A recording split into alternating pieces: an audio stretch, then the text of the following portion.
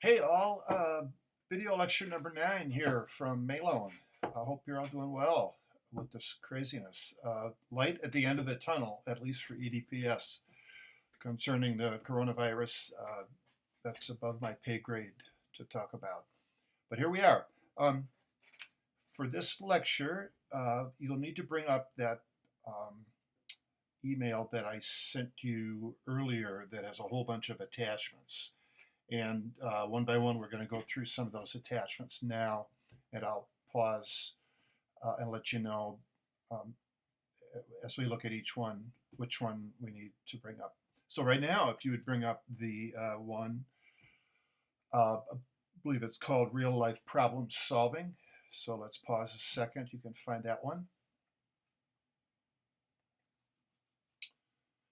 Alrighty, why do I offer this one? I said we were mostly done with a look at standardized testing, but I lied, or changed my mind anyway. Let's just consider what real-life problem solving looks like. I'm not necessarily going to highlight each of these on the list, but let's just take a look. You'll notice that most of these things that people can do to solve problems aren't available to test takers, whether it's a classroom test or one of the big standardized tests. Isn't that funny that we claim that people who get high test scores are sort of ready for life, whatever that means, yet all of these real life problem solving elements are simply not involved. Let's just look at a couple. Asking for clarification of the problem. ACT, SAT, the test taker is not allowed to go up to the proctor and say, I'm not sure what number 11 is asking. Can you clarify? Nope. Do your best. Have a seat. Let's see, what else do I want to highlight there? Collaborating. It's always interesting to me that when you take a test, any collaboration is actually a different C word, and that would be cheating. Isn't that funny? So on a test, if you collaborate, you're cheating. In real life, if you collaborate, you're problem solving. Etc., etc. I'll just point out something about the last one. Questioning the question. Sometimes, in my view, it's fair in life to question the question, to question the task, to question what's going on. Well, you can't do that when you take a standardized test. I think you know that. So there's just some things to think about. My point is that I think we put too high stakes on the results of standardized tests, actually any tests, because although they tell us something, they're not worthless. They certainly don't inform us very well regarding all of these other real life situations. Pull up, if you would, from that email, and pause if you need to, the "What about schools" that document. So we'll pause a second. All right, take a look at that document. What about schools that? Indeed, which of these good things that might be happening in schools are reflected in test scores, whether we're talking individual student test scores or aggregate scores for, say, the whole school or the whole district. Again, I'm not claiming that high scores on tests are a bad thing necessarily, but what about schools that have accomplished these really good things, such as drastically decreasing their dropout rates that may not be reflected on test scores?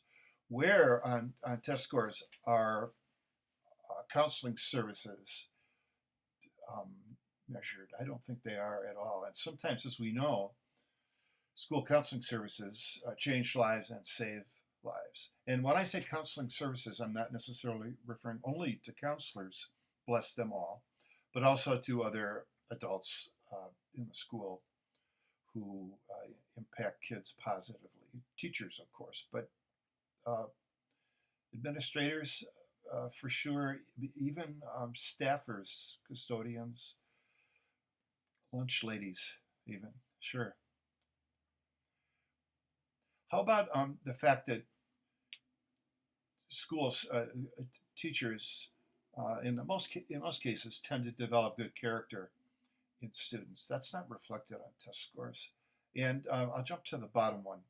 What about schools, teachers in particular, that plant seeds, so to speak, that aren't reflected for years? I recall in my long career, especially at middle school, some kids that were difficult, shall we say, challenging, but you stick with them. You try to look for their strengths. You encourage them. You don't let them get away with murder, but you want a good relationship.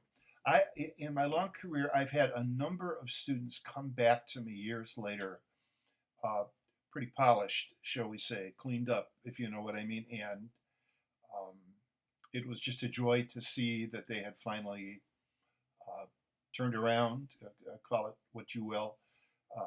In many cases, maintained their interesting personalities, which I thought was actually pretty cool. And in the rise of social media in the last 15, 20 years, I've also connected with a lot of those students who are now responsible, productive, interesting adults. So you just never know what seeds you're planting, but you just keep planting them. Take a look at the document called Michigan Role Models. Again, pause here for a sec.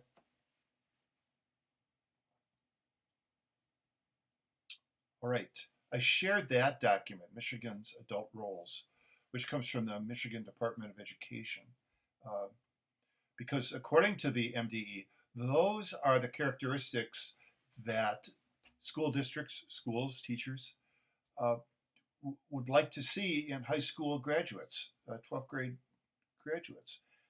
And I don't know about you, but I don't have any major quibbles with that list. I think it's pretty good. What's my point, you ask?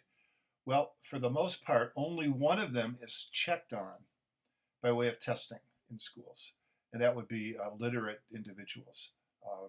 I think tests can do a pretty good job of checking on that, but the others aren't checked upon. And yet we say, nope, these are the 6 that kids should have, so to speak. At that point, I guess they're not really kids anymore as they graduate from high school. Yet we throw numbers 2 through 6 aside, and in terms of measuring and assessing, and we put high stakes on number 1. Who knows the capital of Kyrgyzstan and who can use the Pythagorean theorem, and so on. I'm not dissing that kind of knowledge. I'm just saying that the fact that we attach the really high stakes only to the results of the big tests, and in effect say kids are winners or losers based on those test scores, have nothing to say about the other 5 on the list. I admit they're hard to measure. So if you're thinking, well, Maylone, how would we measure those as kids graduate? Responsible family members. Who's to say? Involved citizens? What's the definition? We could play that game, but the fact is we literally forget about numbers 2 through 6 when the big tests arrive, and we look at number 1. 2 more things to look at here for this lecture. The next document I'd like you to look at is, if I can find it, yes, indeed, 30 things that a standardized test can't measure. So pause and pull that up, please.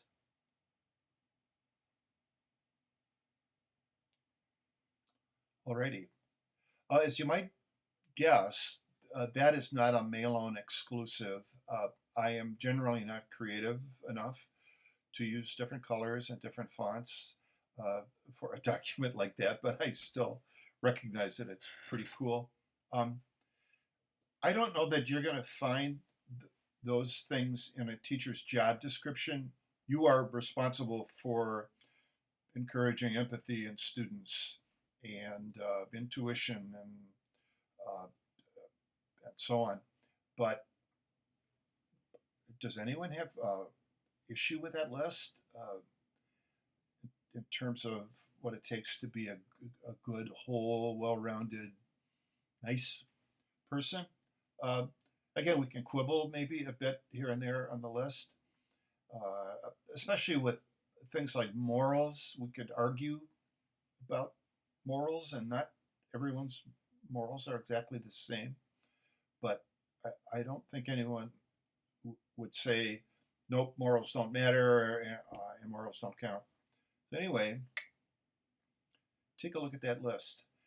Again, I admit, I know those things are hard to measure, but they're real, and we really don't give kids, young adults, by 12th grade credit if they're on their way to developing these characteristics. We want to know if they know the Pythagorean theorem and the capital of Kyrgyzstan. Finally, for this lecture, if you would pull up the quote from one Mr. Oscar Burroughs. Let me, I know you can read it, but I want to read it for emphasis. And then I'll have a few words to say about it. Many of you know that I consider that most standardized tests are poorly constructed, of questionable or unknown validity, remember that word? Pretentious in their claims, and likely to be misused more often than not. Who's Mr. Burroughs? Well, bless him, he's gone now, but he was, I think it's fair to say, the world's expert on standardized tests, and he would publish every year, formerly hard copy and now digitized, of course, what's sometimes called a yearbook of tests, in which he gave tons of information about all the available big tests, standardized tests out there. Big old thick hard copy book, and a zillion pages if you would check it out online. I don't know if you need to, I think you probably have to buy it, and it's pretty expensive. It's nothing a teacher would necessarily buy, but it could be a resource in your school when you get a job. Anyway, just think about his quote there. This is the world's leading expert on standardized testing.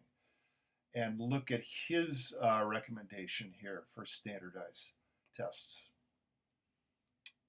I would add that sometimes, regarding standardized tests, somebody's making money, and it ain't you and me. Just to put that on the record. So these were just some things I wanted to say. Very little of what I just shared is anything you have to somehow memorize, but I hope you'll digest what I offered in this lecture. And here's something to know. In the next couple of lectures, I'm going to shift gears totally, and as promised, I'm going to give you some of Maylone's job hunting tips.